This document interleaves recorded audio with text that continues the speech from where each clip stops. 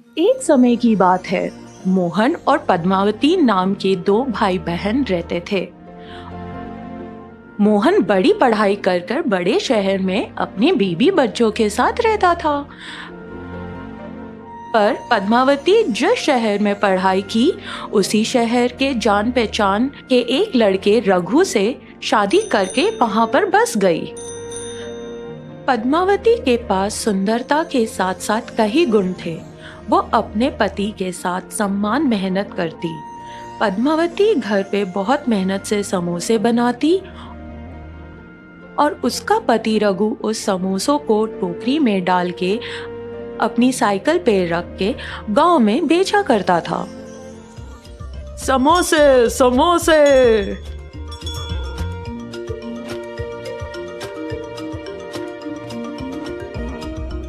उन समोसों से कमाए हुए पैसे रघु घर लेकर आता था।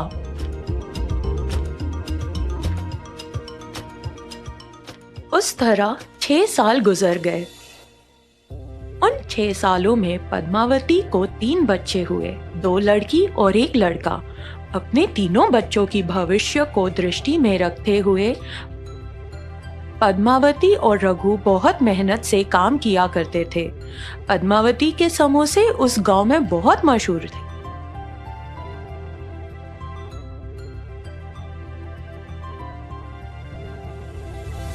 एक दिन पद्मावती का भाई मोहन पद्मावती के पूरे परिवार से मिलने शहर से गांव आया। बहन, और कितने दिन यहाँ रहोगी? शहर आकर यहाँ करने वाली समोसे का धंधा वहां कर लो ना। इसी दौरान रघु घर पर आया तो मोहन ने भी उसे यही बात दोहरा कर बोला, जिस जगह पर बहुत ज्यादा लोग नौकरी करने आते हैं, वहां पर अपने समोसे का धंधा शुरू करो। मैं जहां नौकरी करने जाता हूँ, हर सुबह मेरे साथ आके साइकिल पे समोसे बेचो। जैसे मोहन ने कहा, उसी तरह रघु शहर चला गया। मोहन के घर के बाजू में ही एक छोटा सा घर किराए पे लेकर वो लोग वहां रहने लगे। बिल्कुल गांव के जैसे यहाँ भी पद्मावती समोसे बनाती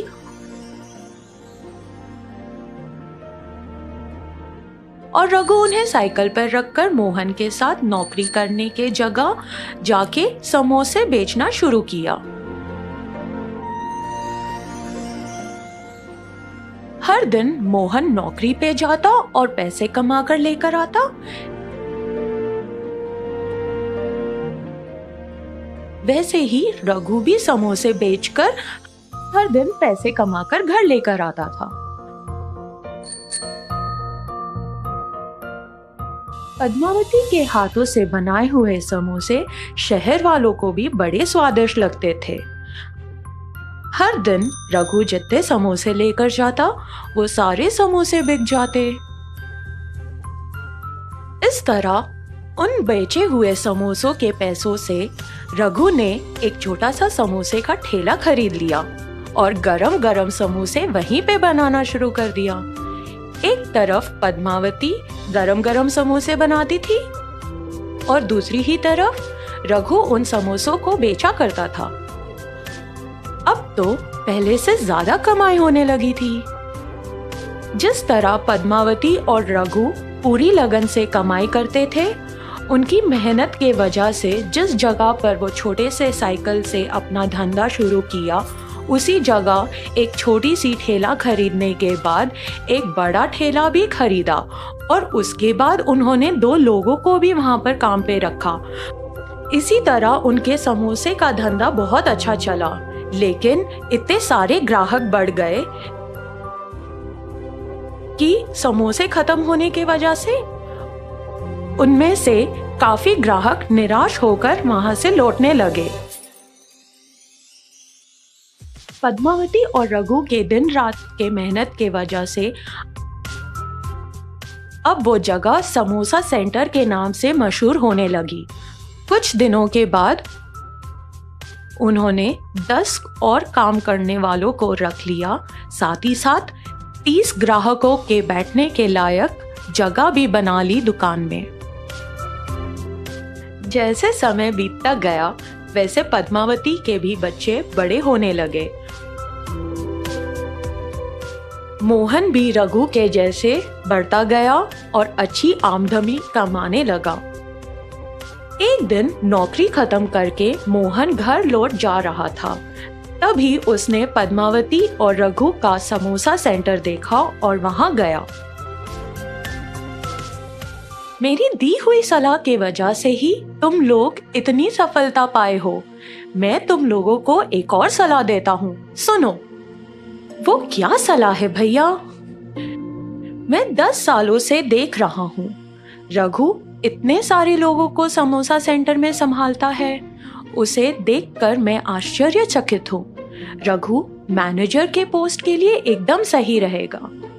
मेरे जैसा बड़ा जॉब, मेरे जैसा बड़ा नाम, अगर काम पसंद आए तो इनाम। यहाँ हर दिन रघु अपने हुनर और समय को बर्बाद कर रहा है। ये क्या भैया? हम सोच रहे थे आपके काम से हमारा काम बहुत ज्यादा बेहतर है। ऐसा क्यों? क्योंकि 10 साल पहले एक साइकिल स्टैंड के ऊपर एक छोटी सी टोकरी के अंदर हम समोसे बेचा करते थे। उसी दौरान आपकी भी नौकरी लगी थी। लेकिन उस दिनों हम रोज 800 रुपए कमाया करते थे और आपकी महीने की तनख्वाह 10,000 थी। इन 10 सालों में बहुत कुछ बदल गया है। अब हम एक बहुत बड़े समोसे की दुकान के मालिक हैं। इस पूरे एरिया में बहुत मशहूर है। अपने इन 10 सालों में आप इन 10 सालों में मैनेजर बने, जिसके वजह से आपकी महीने की तनख्वाह 1 लाख हो गई है और हमारी 1 लाख से भी ज्यादा आमदनी है। हमने अपने बच्चों के भविष्य के लिए जो भी किया सब सही किया भैया। भविष्य के लिए?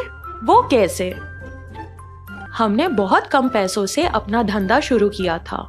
हमारे बच्चों को हमने जिस तरह मेहनत की उस तरह मेहनत की जरूरत नहीं है। एक दिन मेरा बेटा इस समोसे का ध्यान रखेगा और संभालेगा, पूरी तरह से बने हुए बिजनेस को आगे बढ़ाएगा। आपके बच्चों को वापस शुरुआत से मेहनत करनी पड़ेगी। हमारी तरह आपके बच्चे सीधे आपके दर्जे पर नहीं बैठ सकते।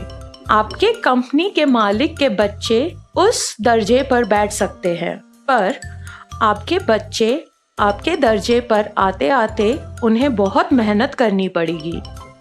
अब कौन किसका हुनर और समय बर्बाद कर रहा है? इन सारी बातों को सुन के मोहन को भी लगा कि जो पद्मावती और रघु बोल रहे हैं वो एकदम सही है। वो चुपचाप सोचते हुए वहां से चला गया। पद्मावती और रघु ने अपने दोनों बेटियों की शादी कर दी और अपने बेटे को समोसा